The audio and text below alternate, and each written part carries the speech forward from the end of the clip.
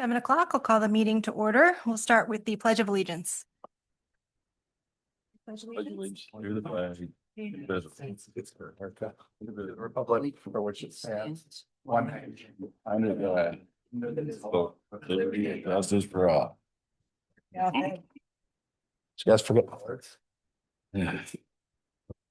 Move on to the roll call of members. We have a couple members absent with notice, Steve Kiss and Mark Hergenbetter. Is that how you say his name? Okay.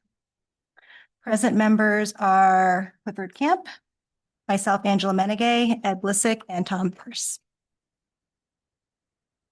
Moving on to the acceptance of the agenda. Do we have a motion for that? Do we need to do a motion and approve? Yeah, Okay. I move to accept the agenda as presented. I'll second. Ed seconds. Angela and All in favor, say aye. Aye. Any opposed? Motion carries. Approval of minutes from the July 23rd, 2025 meeting. Are there any corrections to the minutes?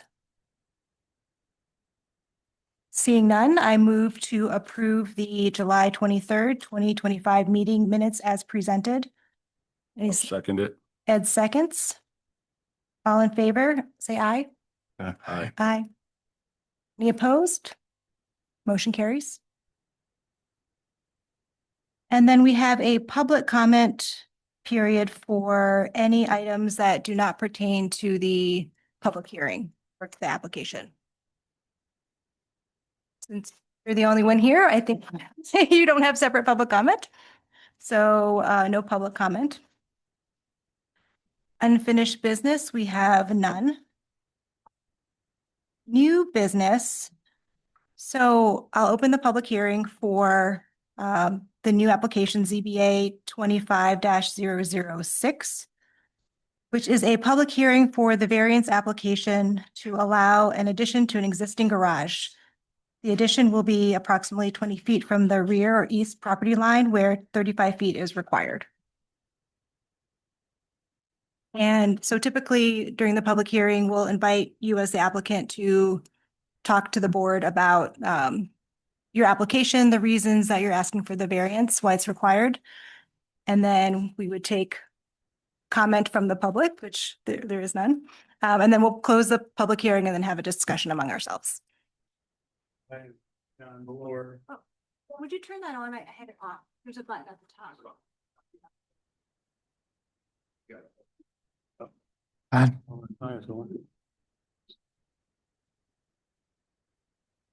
It's not, all right. Okay. Okay. Yeah, my name is John Malloy. I appreciate your coming in to let me apply for a variance to add on my garage. In your packet, you've seen my reasoning to get my Caterpillar loader indoors. The chipmunks have caused me damage and significant expense. So I wouldn't be applying to add on to my pole barn or garage had it not been for the rodent problem. I need a 10-foot, I want to build a 10-foot door opening because the loader is 8 feet high. And who knows if I may get another machine. It's just a utility machine I have around my house. So I'd like to add on, and in almost similar alignment to the existing building, the architect has drawn that the addition, if granted, would turn slightly to the west to stay 20 feet off the line. And that would allow me to have I take down the existing north wall, and in order to pass into the proposed addition. It makes both buildings more usable rather than any other alternative. So that's what I'm here to apply for and ask for a variance from the 35-foot setback to 20 feet to line up, almost line up with the existing building. Does anybody have questions? Yeah. Oh, sir, thanks for being here today. You mentioned essentially the more desirable option for, building the addition in the manner you selected. But it looks like, at least from what I've seen, that there might be some other options, or at least space for some alternatives. Can you talk through why other alternatives, may not work or were not considered in this case? Well, to relocate the building elsewhere would add more driveway, take away from the usable recreational lawn area. And one idea floated by the architect was to offset the building, the addition, 10 feet, 15 feet to the west toward the lake. Well, that would only allow a 10-foot pass through between the two. I think that they'd be offset. Here's the existing building. I'm asking for an addition here. Now, if we had to offset to comply with 35, it'd be over here. And then there'd only be a 10-foot pass through for, working or storing or, usage. If you're going to add on to your house, would you, separate it, stagger it? If you wanted to add on to your living room, would you offset it? I don't think so. That's my first desire is to make it into one floor space for better utilization. If I had to put in another driveway on the lake side of the existing building, I have to take down a landmark tree. Everybody likes that. Everybody likes tree, can't replace I can't wrap my arms around it. I didn't measure it, but it has to be 50 inches in diameter. How old that is, I don't know. So, You, it makes sense to me to have it one continuous floor.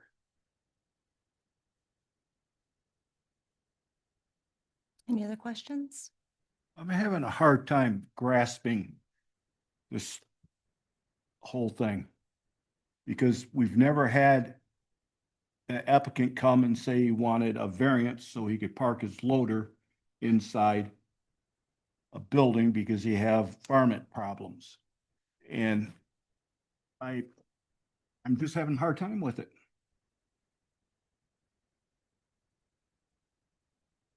I'm having a hard time with this particular one. There's one of these standard reviews that, are we stopping him from doing what the other people have the right to do on the lake? Majority of people don't have a loader, a small loader either. So I'm having a hard time with this situation. I can see where it could be a lot of fun and everything. I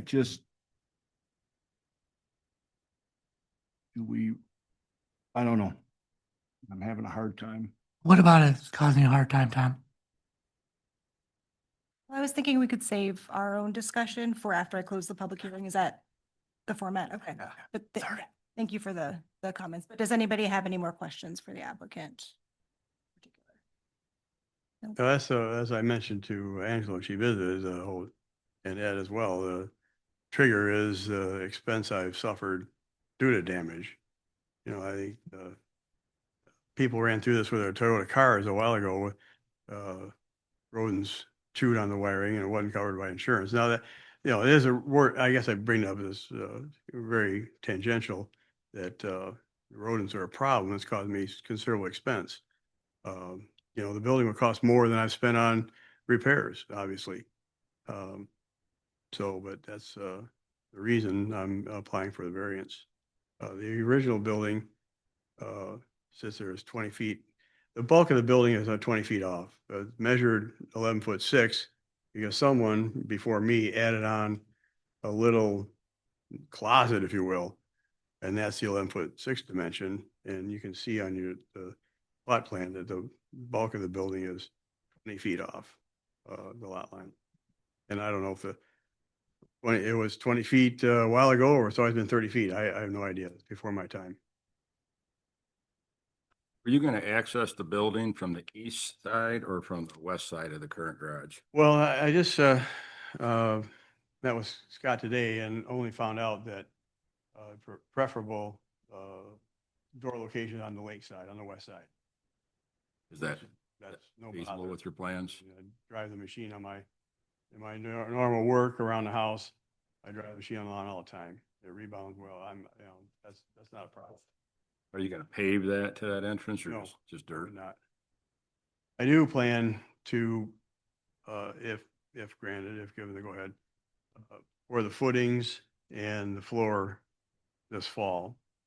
And I would form the floor 2 feet beyond the wall line in order to control the floor grade past the trench footing. I don't really know how to control the final grade on a trench footing to come out at exact floor grade. So I would form 2 feet beyond the footing on all 3 sides in order to achieve accurate grade control. I got one more other question. Where your roof trusses go across, how much room is it from the garage door up? It's 8 feet inside. The truss, floor to truss, floor, top of floor, bottom of truss is 8 feet. Okay.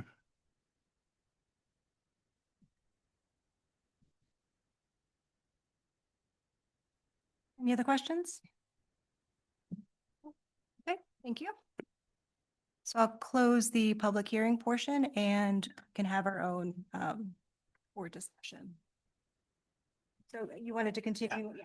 So Tom, you mentioned you're having a difficult time. What about in particulars is giving you a difficult time? Is just with that much property and everything, why we have to give a variance is my question. So the availability of potential alternate spaces? Yeah, okay. So I agree with you, Tom, in terms of after visiting the property, I sympathetic to needing to store the equipment indoors because it does seem to be affected by animals outdoors. But in terms of the specific location, the siting of the addition, it seems like there could be other locations to site it that wouldn't encroach on the setback. Do we need a 20, whatever it says, 25 by 25 for this? Even where it's anyplace else, do we need a 25 by 25 to store his loader in? That's what this building's being used for. How big a building does he need to store a loader in? Scott? You want So- to comment on that? The only reason I'd comment on that is if you do deny it in this location, he can build it to the size that is the maximum allowed by the code that meets the required setback, which would be a 30% lot coverage. So he has like an acre, 1.7 acres, so it could be a 30,000 square foot barn if you wanted it to be, if you do deny the project. Now, if you want to approve the project with a condition that he reduce the size, then yes, that's a valid response. You could have him reduce the size. Also, I think you asked the question what his height was on the structure itself. I think that what you were looking for is what's the plate height, the area between the ground level and the roof ridge. No, I was looking to see if we could move that header up. And we can still get that loader in, we put a different Right. door in, is what my question was. Right. He says it's 8 foot to the rafters, so. 'Cause he has- Inches shy. His design, it is tall. And it obviously, if the machine fits in the door, which you are using an 8-foot door, is that what? He's using a 10-foot door. So it looks like he's got about a 12 to 14-foot plate on there. So if it can drive in the 12-foot door, I'm sure he doesn't need to have the roof as high as it is that's what you were getting. I was just wondering if we could just raise the header up with the garage we already have. Right. And that would solve the, Yeah, in the existing garage Yeah. and yeah, the existing garage, the header is at 8 feet. So, cause he's more than likely you've got pre-made joists in there. So it's in the existing structure. Yeah, they're trusses, triangular trusses. Yeah, obviously he could have those reworked to put joist trusses in, but that'd be a lot of money well, for, I was just thinking if we just move the header up or something, have a different style door, that would work too. But if there's no room to put a different header in Yeah. without, redoing the entire roof of that barn. Yeah. Scott, I wanted to check the code book, but I got home late today from work, and I don't know if you know, but we revised the Lake District. I thought the setbacks got smaller than that, or is this not in the Lake District because of where the lot is? No, it is in the Lake District, but it did not alter the setbacks for properties of this size in the Lake District. So that's only for the smaller It's conditional lots. on small. Now, you do bring up a good point, and I think I brought it up in the staff report. So this is a very difficult variance because you're like, there are unique situations due to the location of this lot. This lot doesn't border a street on the rear property line, which most lake lots have their front property line on the lake, rear property line on the road. So you have that 35 foot on the roadside. This backs up to another property. So you could say that this is really a side property line instead of a rear property line, and your side setback is a 20-foot setback. So but under the strict requirement of the code, this is the rear property line because the front is the lake and the parallel lot line to the front property line is your rear property line. But in this situation, the unique situation that is it's acting as not a true front property line in the Lake Districts. You also have the fact that this is accessed off of the end of a private driveway. So you also have the fact that this is a 1.75 acre lot, which is twofold. One, it's a humongous lot, so a lot of people won't even know that this barn is there. But the second fold is there's ample room elsewhere on the lot to actually meet the code requirements. So you have all these different things and balances when you're looking at this, and what are you going to do? So, and you're right. If it doesn't meet the standards, it's hard to approve. It needs to meet all 7 of the standards. So just Actually kind of changed my thinking when you mentioned that 20-foot side setback versus a 35-foot rear. So, I had some of Tom's same concerns, but when I think about it that way, I have less of a concern. And I guess the other 2 factors that changed my concern is the rural nature of the situation. It's not like you're butting up to somebody's house. It's almost like you're backing up to a forest there. And I don't know if you even could see the pole barn from the neighboring properties with all those woods and everything, maybe when the leaves are down. Yeah, one of the other things I'd like to mention is he does have these letters from his neighbors, and one of the neighbors that did sign this letter is Sarah Clem, which is the property owner at 265 Glacier. If that it's not a standard that a neighbor can say, oh yeah, it looks fine, because that neighbor could change tomorrow, but at the same time, that is the neighbor that I would think would be most impacted. It's the property directly to the east over there that is the closest to this structure. So if that helps muddy the water even more. really muddied it when you said that you could use it as a side yard setback and stuff. If it's that simple, you could have just freaking did it and we wouldn't have known any difference. Yeah, we can't, because it is it's the intent of, when you look at the standards, the one is what is the intent of the front yards or the rear yard setback. And when I'm looking at the intent in the Lakes District, the intent of that 35 feet is because that's the side that faces the road and they want it pushed back from the road. This doesn't face the road, so. Yeah, I didn't consider that at all when I was thinking about this originally, so you've kind of blown my mind as well with that particular piece of information. So that does make me think. The other thing that I definitely want to Yeah. point out is we do have that section of the code that requires driveways be 10 feet from the property line. So if he was to access this off of the rear, off of the east side, that driveway could not be within 10 feet of that property line. You know, so he would be creating that entire existing portion as a driveway now too, because he's putting a garage door in the back of that section, so that his concrete would need to be cut back to 10 feet off of that property line to meet the code requirements. Or we could condition the approval upon the door being moved to the west. Yeah, obviously, yeah.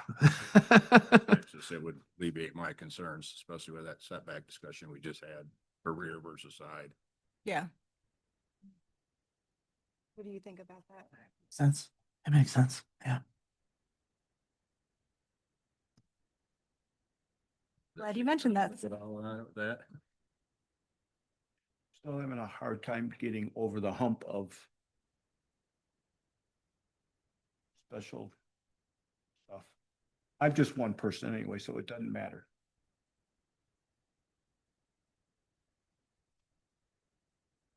I'm just one person. I have my thoughts and stuff like that, so.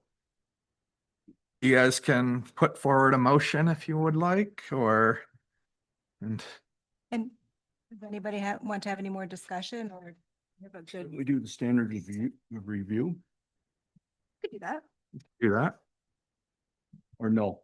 Do we want to just vote on, just have a motion to We- pass it, forget about the standard? We don't read review? through them individually anymore, but if, it's nice to express our Yep. opinion about individual standards and how we would vote based on that. To me, there's enough special conditions with the fact that it's at the end of the private driveway with no roadway exposure to consider that the side yard setback instead of the rear setback, in terms of there's no road, there's no reason to use the 35 feet because there's no road, and treat it as more of like a neighbor aside. And I do appreciate the information about a lot of neighbors being in favor of this project or not in opposition to the project, especially the neighbor who would be most impacted. So that Took the entire packet with me. Property. There were yeah. 5 feet. Sarah, yeah, they're in Elmar. So that was standard one. Anybody else have any comments about standard one? No, nothing additional. Standard 2 is the standard about the applicant not creating the need for the variance by their actions. This one is a little bit more of a hump, I think, right? I mean, given the fact that there are potentially other alternative locations on the property where this could be placed, the choice to place it where it is, it's a little more challenging to say that this isn't sort of self-initiated from that perspective. So, Yeah, my thought on that is the garage is existing and the applicant expressed that for full functionality of the addition, it makes the most sense to add it in line with the current garage. And if we treat the addition as a side yard, then to me, that's still meets this standard. And one of the things you guys mention a lot is he's not increasing the variance in that direction. I mean, a lot of times you guys approve a guy that wants to have a 3,000 square foot house instead of a 1,000 square foot house. And just because he's in line with his existing house, you will approve it. So, but I don't always agree with that.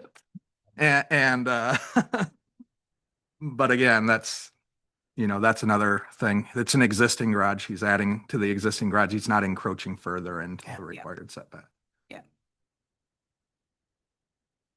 Any other comment on standard 2? No.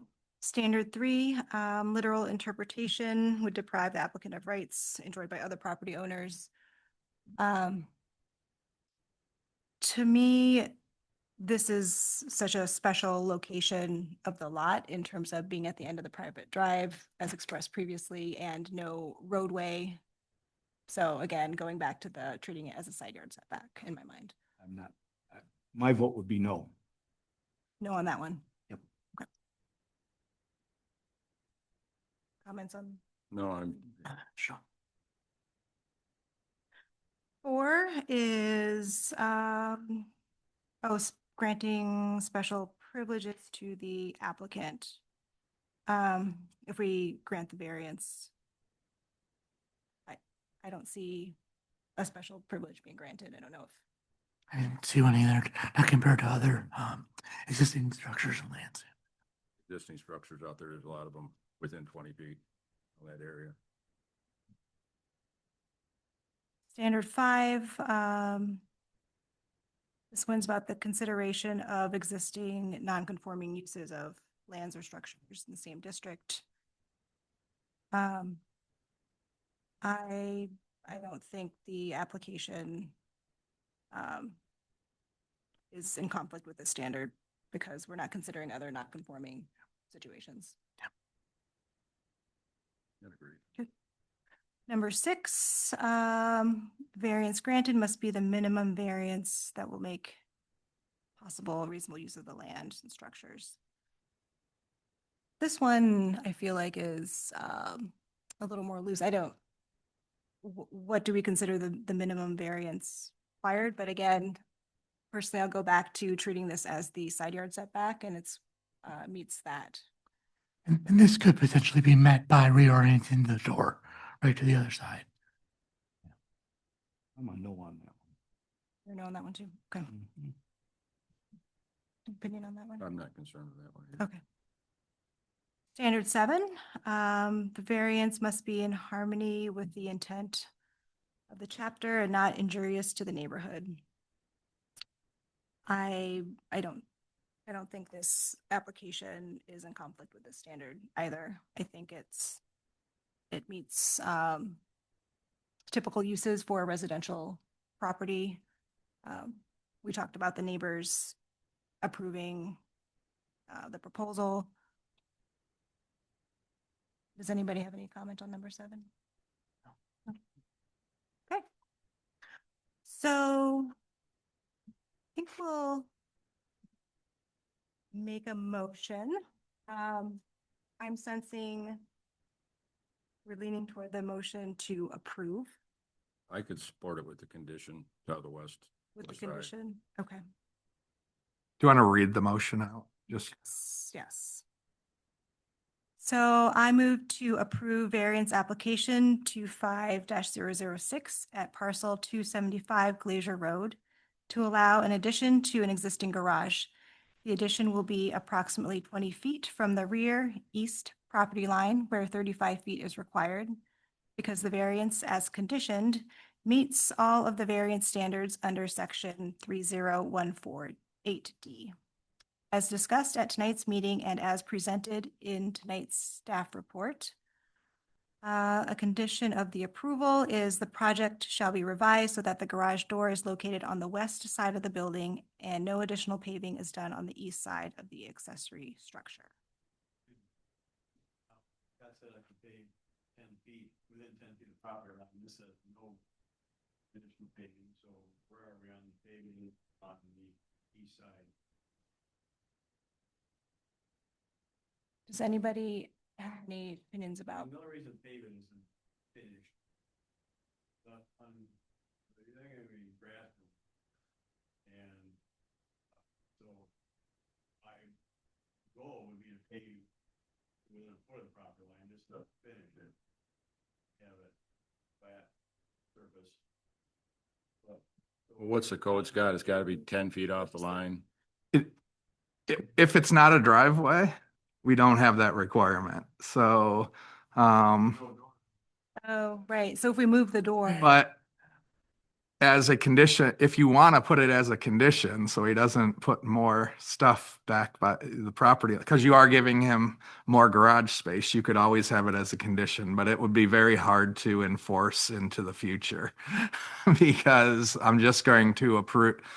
Once I'm gone, if somebody doesn't know to look at his variance when he comes in to get his concrete patio approval, then they'll just grant him the approval of the patio. So, although I doubt he came in and got permits for the existing concrete pad that were there too. So, and I'm not sure if a concrete pad can go up to the property line or if it's supposed to meet the required setback. So it only says, what only place it talks about it is a driveway, and driveways have to be 10 feet. If you consider this a patio, patios should have to meet the required standards of the code. So You mean the 20, well. the 35 foot, 5 foot. yeah, setback. Do they? Do people put in patios all the time that do not meet the code requirements because we don't have a permit requirement for a patio? Yes, they do. They do. Technically, does it say structures have to, and it defines structure as any improvement that is attached to the ground has to meet the required setback. You get everything okay, it's gonna be hard to enforce anything, Yeah. especially back there in that hideaway there. Well, just like the existing stuff that's there, I'm sure nobody got that stuff approved either. So, but if he's asking for it tonight, I would say no, just just say any concrete that he puts on the ground has to meet the code requirements. If it's considered a driveway, they allow driveways to be 10 feet of the property line. That would not be considered a driveway anymore because it doesn't attach to the garage. So, yeah.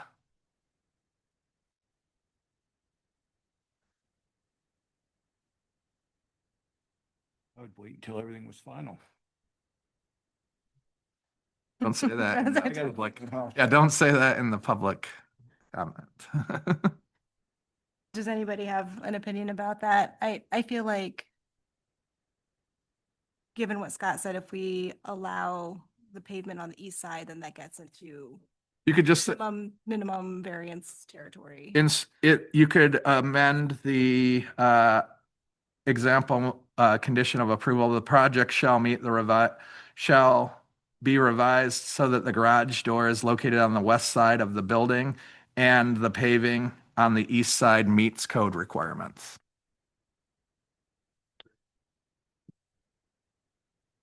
Unless there's something else in the code that I can find that allows you to do it.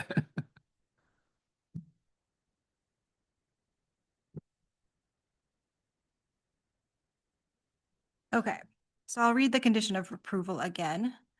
The project shall be revised so that the garage door is located on the west side of the building and the paving on the east side meets code requirements. Do we have a second on the motion? I'll second it. All right, Ed seconds. We'll take a roll call vote. Yes. Yes. Yes. Yes. No. Thumbs down. All right. Motion carries. Thank you. All right, next section of the agenda, communication and petitions. Do we have anything that fits under that? Communication and petitions?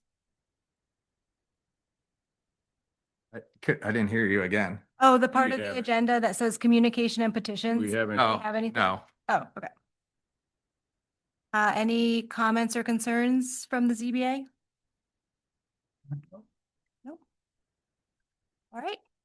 We will adjourn at 7:34.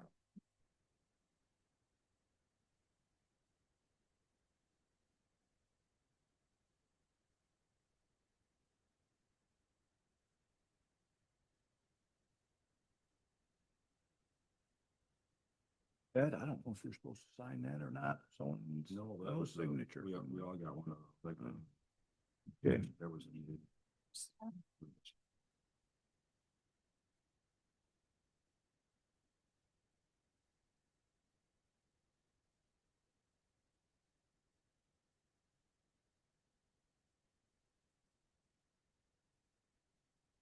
Yeah, won't be this month though, 'cause I messaged him today. He's not gonna have it ready. It's, 396 Highland. Over by Crooked Lake where you turn on Highland, that cottage that there, looks like it's never been put in the last long time. So that, they're gonna tear that down and rebuild it. Probably November. Yeah, he would have to have it in it would have had to be in to meet the time. Ken's going to do a fantastic job.